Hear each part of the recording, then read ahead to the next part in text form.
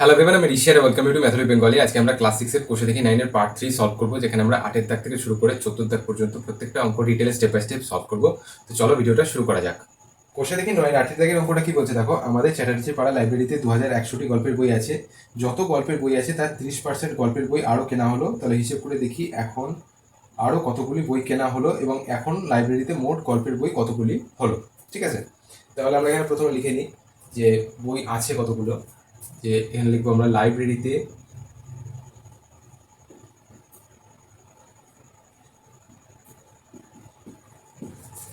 গল্পের বই আছে কতগুলো, 2100টি। ঠিক আছে, এরপর কি বলছে যে যতগুলো গল্পের বই আছে তার 30% আরও কেনা হলো। তাহলে এখানে লিখি অতএব আরও গল্পের বই কেনা হয়েছে। সেমন কি হবে, যতগুলো ছিল তার 30%, মানে 2100টি গল্পের বই ছিল, তাহলে 2100টির 30% বের করতে হবে। তাহলে সমান 2100 গুণিত 30/100। 2100 30% এইভাবে বের করতে হয়। তাহলে দেখো জিরো কাটছি, এখানে একটা জিরো, এখানে একটা জিরো, তাহলে কি হচ্ছে 210 গুণিত 3, তাহলে সমান 210 গুণিত 3 সমান কত হচ্ছে 630। তাহলে 630টি গল্পের বই আরও কেনা হয়েছে। ঠিক আছে, তাহলে 630টি আরও গল্পের বই কেনা হয়েছে। এবার চেয়েছি কি আমাদের, যে হিসেব করে দেখি আরও কতগুলি বই কেনা হলো। তাহলে 630টি কেনা হয়েছে, এটা একটা উত্তর। আর কি চাইছে, যে এখন লাইব্রেরিতে মোট গল্পের বই কতগুলি হলো। তাহলে আগে কতগুলো ছিল 2100টি, এখন কেনা হয়েছে কতগুলি 630টি। তাহলে মোট গল্পের বইয়ের সংখ্যা কি হবে 2100 প্লাস 630। তাহলে এখানে লিখবো অতএব বর্তমানে মোট গল্পের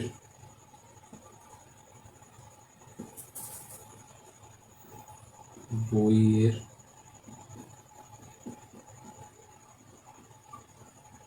সংখ্যা সমান কি হবে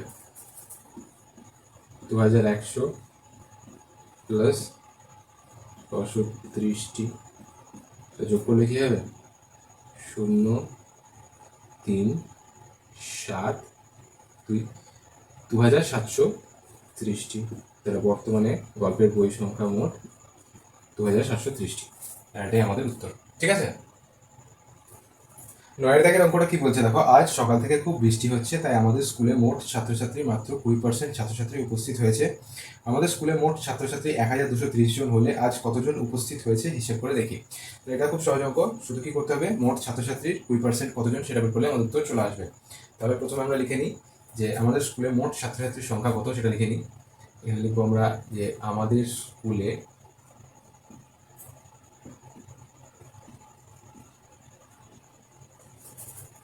মোট ছাত্রছাত্রীর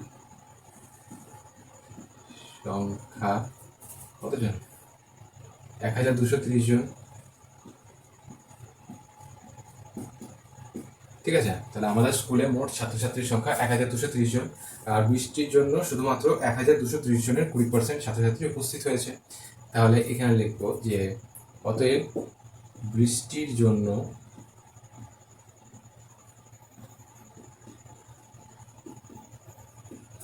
ছাত্রছাত্রী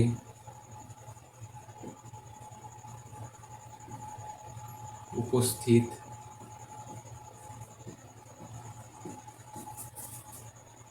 হয়েছে সমান কি হবে 1230 জনের 20%। তাহলে আমরা এখানে এইভাবে বের করবো যে 1230 গুণিত 2/100, জিরোগুলো ক্যান্সেল হয়ে যাচ্ছে। তাহলে 123 গুণিত 2 246 জন। তাহলে 1230%-এর 20% যখন আমরা বের করলাম তখন আমাদের উত্তর কি আসছে 246 জন। তাহলে আজকের দিনে যেখানে বৃষ্টি হচ্ছে সেখানে 1230 জনের মধ্যে 246 জন উপস্থিত হতে পেরেছে, আর এটাই আমাদের উত্তর।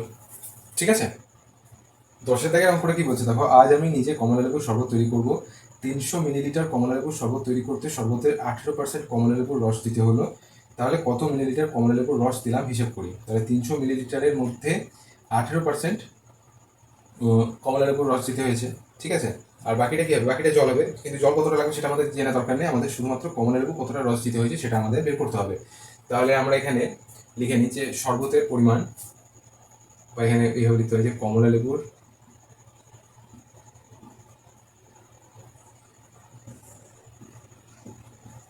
শরবতের পরিমাণ কত, 300 ml লিখতে পারি মিলিলিটারকে। ঠিক আছে, তাহলে 300 ml কমলালেবুর শরবত।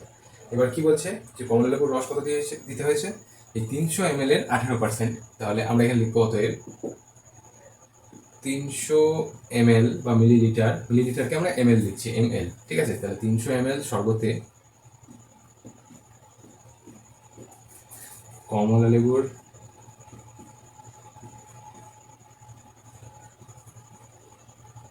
রস দিতে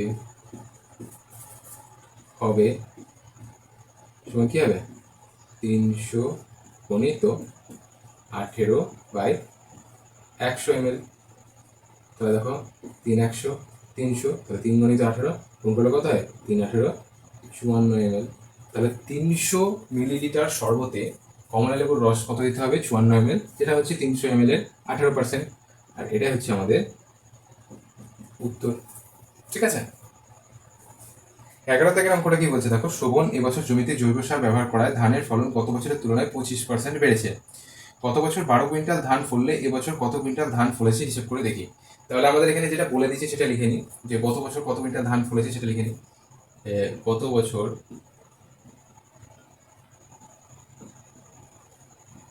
ধান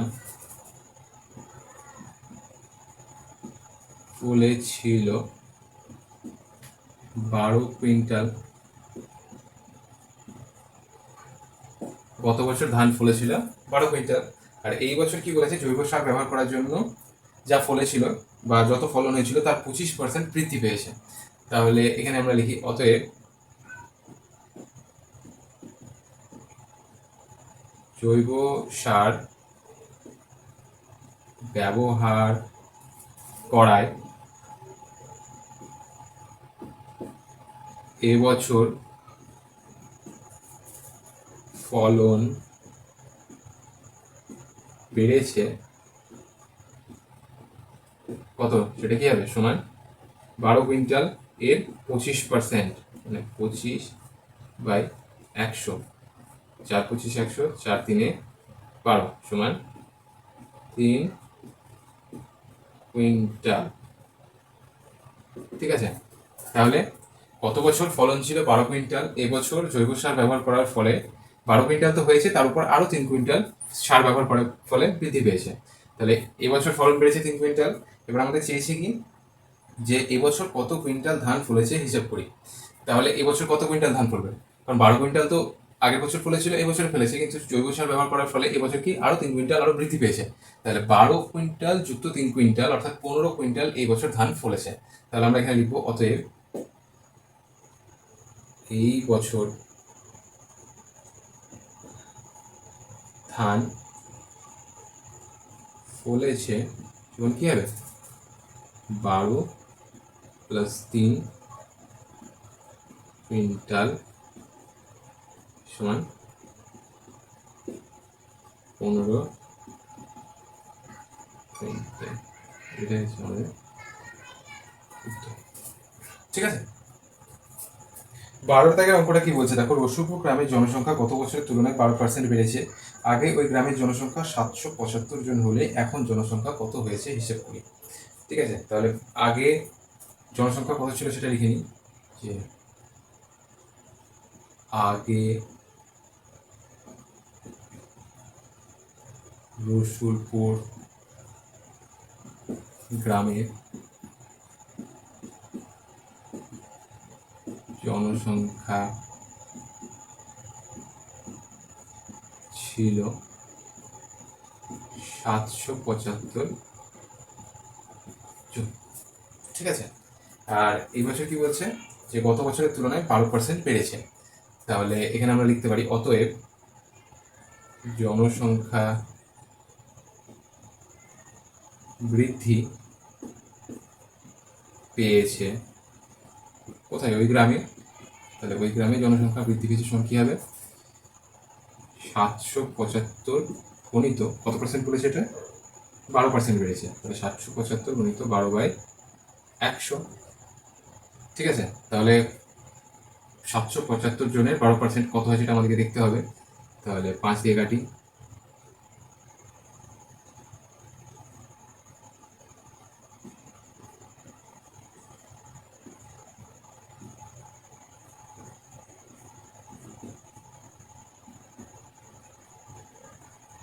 93 জন।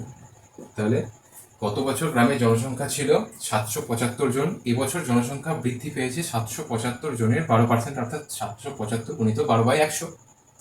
এবার আমরা কাটাকাটি করে কি পেলাম? 93 জন। এবার আমাদের চেয়েছে কি যে এখন জনসংখ্যা কত হয়েছে হিসেব করি। তাহলে আগের বছর 775 জন ছিল সেটা তো আছে, কিন্তু তার সঙ্গে আরও 93 জন আরও বৃদ্ধি পেয়েছে। ঠিক আছে, তাহলে বর্তমান জনসংখ্যা কি হবে? 775 যুক্ত 93 জন, যোগ করে যেটা হবে সেটা আমাদের উত্তর হবে। তাহলে আমরা কি লিখি? অতএব গ্রামে বর্তমান জনসংখ্যা কি হবে? 775 তার সঙ্গে 93 যোগ 868 জন, আর এটাই আমাদের উত্তর। ঠিক আছে, 13 দাগের অঙ্কটা কি বলছে দেখো। এবছর আমাদের স্কুলে 80 জন ছাত্রছাত্রী মাধ্যমিক পরীক্ষা দিয়েছে। যদি 65% ছাত্রছাত্রী পাস করে তবে হিসেব করে দেখি কতজন ছাত্রছাত্রী এবছর মাধ্যমিক পরীক্ষা পাস করেছে হিসেব করে। এটা খুব সহজ অঙ্ক। 80 জনের 65% কতজন হয় সেটা বের করলে আমাদের হয়ে যাবে উত্তরটা। তাহলে আমরা এখানে প্রথমে লিখি যে মাধ্যমিক পরীক্ষা দিয়েছে কতজন সেটা লিখে নিই, যে আমাদের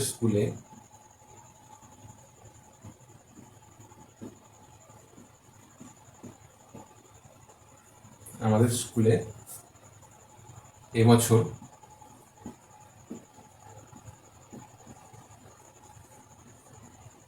মাধ্যমিক পরীক্ষা দিয়েছে কতজন? 80 জন। ঠিক আছে, তাহলে আমাদের স্কুলে এবছর মাধ্যমিক পরীক্ষা দিয়েছে 80 জন। এবার কি বলছে? তার মধ্যে 65% ছাত্রছাত্রী পাস করে। তাহলে অতএব 80 জন ছাত্রছাত্রীর মধ্যে পাস করেছে কতজন? 80 জনের 65%। তাহলে এটা বের করে নিই, সমান কি হবে? 80 জনের 65% মানে কি? 80 গণিত 65/100। তাহলে 0 0 কাটছি, 5 দুগুণে 10, 5 13 65, আর এখানে আছে 4। তাহলে 4 গণিত 13 মানে কত হয়? 52 জন। তাহলে 80 জনের মধ্যে 52 জন মাধ্যমিক পরীক্ষায় এবছর পাস করেছে, আর এটাই আমাদের উত্তর। ঠিক আছে, 14 দাগের অঙ্কটা কি বলছে? একটি বিশেষ ধরনের পিতলে 70% তামা আছে ও বাকিটা দস্তা আছে। তাহলে 20 কিগ্রা এরকম পিতল তৈরি করতে কত কিগ্রা দস্তা লাগবে হিসেব করে দেখি। তাহলে আমরা এখানে লিখে নিই যে পিতলে তামা আছে